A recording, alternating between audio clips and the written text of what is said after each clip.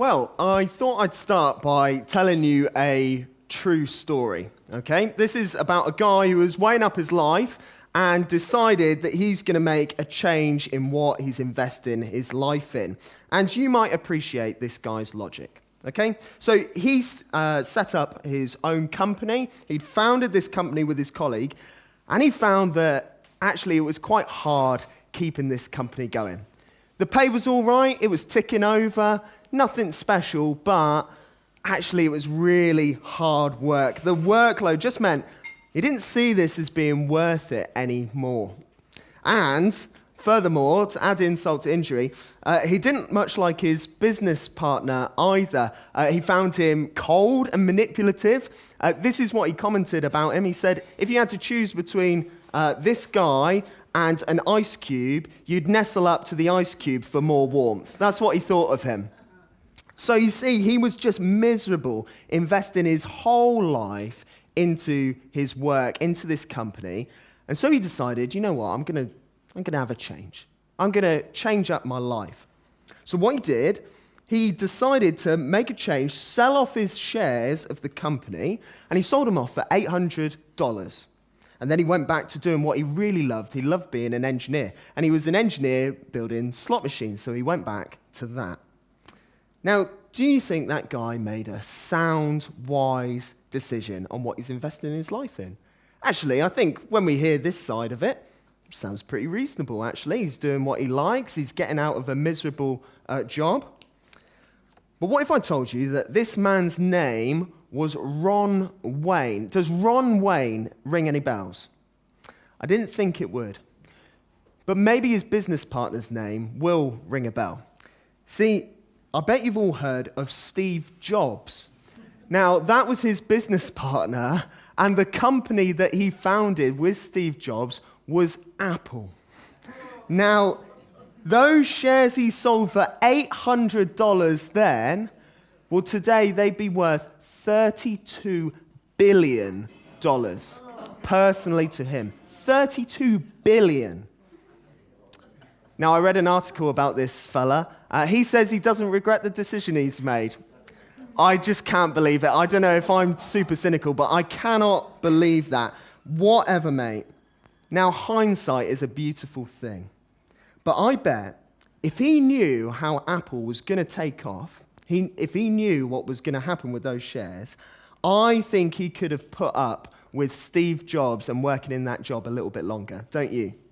I think a revelation like that knowledge would have changed the line at which he would be willing to put up with, to invest up to. Now, for all of us, there's a line which represents what we are willing to invest up to. Now, if you go beyond that line, well, then it doesn't become worth it anymore. So if Ron knew what was going to happen with Apple, his line, that line of investment, that would have moved, wouldn't it? But what about you? Where's your line? Now, I would suggest to you that all of us are investing our lives into something. You're investing your time and your attention in coming here to listen to me now. But is it a sound investment? Where's the line at which point it becomes not worth it? Well, maybe it's when I got up to speak instead of someone more captivating. That was the line and it didn't become worth it anymore. Maybe it was the fact of once you've had your food, after that, it's not worth it anymore. Maybe it's after you've had your say on today's topic, why was Jesus raised? After that, not worth it anymore. Where's the line? Well, it's not a big investment to consider how you spend your afternoons, is it really? But what about how you're investing your life? What you're investing your life into? What's the investment line of your life? Well, today we're looking at the question, why was Jesus raised? And if you were here yesterday, you would have heard about why he died. But here he is 3 days afterwards, and he rose from the dead. That's the Christian claim. But what does it mean? And what difference does that actually make to me now? Well, one answer is that Jesus was raised to move that investment line of your life so that you can have confidence in investing in an eternal future. Now, to explain more what I mean, I'm going to share with you a story that Jesus taught, and you can find it on your tables. It's the Bible passage that's there. So here it is, and you can see it for yourself as we read through. So Jesus told his disciples there was a rich man whose manager was accused of wasting his possessions. So he called him in and asked him, "What is this I hear about you? Give an account of your management, because you cannot be manager any longer." Uh-oh. This guy's in trouble. This manager, he's been caught out for whatever reason, and he's in for the sack. He knows as soon as he gets back to the office, he's going to get sacked. So he hatches a plan. The manager said to himself, "What shall I do now? My master is taking away my job. I'm not strong enough to dig," he's a bit like me. "I'm ashamed to beg. I know what I'll do so that when I lose my job here, people will welcome me into their houses." So the boy's got a plan. He's got a plan of action. He's going to make his last day at work count for something. So this is what he does. So he called in each one of his master's debtors, and he asked the first one, "How much do you owe my master?" 3,000 litres of olive oil, he replied. Well, the manager told him, "Take your bill, sit down quickly, and make it 1,500. And then he asked the second, "And how much do you owe?" 30 tons of wheat, he replied. We told him, "Come here, take your bill, make it 24. Well, that is pretty devious, isn't it? Do you see what he's doing there? He's knocking off the debts of people who owe his master so that they will be grateful to him, so that when he loses his job, they might take him in afterwards. Well, you might be surprised at what happens next. Verse 8, the master commended the dishonest manager because he had acted shrewdly. Now, isn't that amazing? He must have thought, this manager, okay, this guy, he's a piece of work, but he's a clever piece of work. I can't let him go work for someone else. But then even more surprising is that Jesus, who's telling this story, he seems to commend this guy as well. He concludes the story by saying this: "For the people of this world are more shrewd in dealing with their own kind than are the people of light. I tell you, use worldly wealth to gain friends for yourselves, so that when it is gone, you will be welcomed into eternal dwellings." Now, are you surprised that Jesus tells this story? That this is one of Jesus' stories? Seems he commends a guy who essentially robs his master blind to preserve his own life after he gets the sack. I mean, it's not only morally dubious, it's just plain wrong, isn't it?